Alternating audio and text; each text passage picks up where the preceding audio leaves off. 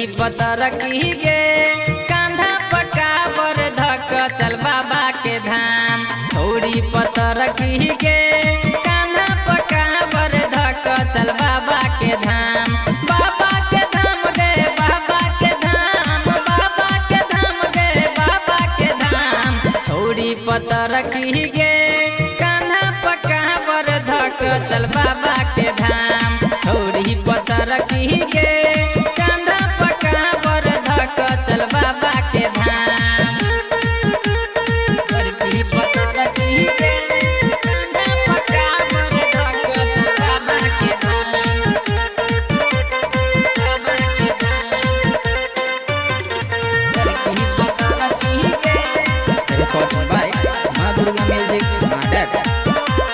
गोरकी पतर की गे कांधा पकावर धक चल बाबा के धाम। गेरुआ रंग के रहते कपड़ा लले काबर तू झमकहुआ। भौजियो रहते गे संगे नाच करल जेते धमकहुआ। हे गे गेरुआ रंग के लले कपड़ा लले काबर तू झमकहुआ। भौजियो रहते गे संगे नाच करल जेते धमकहुआ। रहिया में हरदम बोले त जेबै, रहिया में हरदम बोले त जेबै भोला जी के गे नाम। छोड़ी पतर की गे कांधा पकावर धक चल बाबा के धाम। गोरकी पतर की गे कांधा पकावर धक चल बाबा के धाम।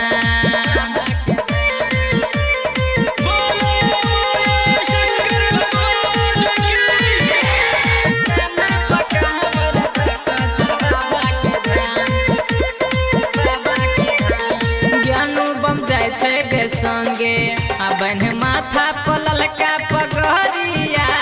झूमत जेबै सब मिलकर झूम जेते गे पूरा कवरिया।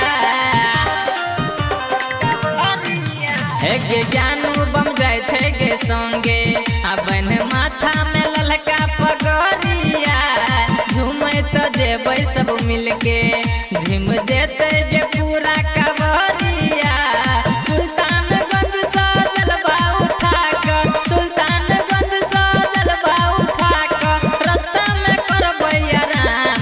गोरकी पतर की गे कांधा पकावर धक चल बाबा के धाम। छोड़ी पतर की गे कांधा पकावर धक चल बाबा के धाम।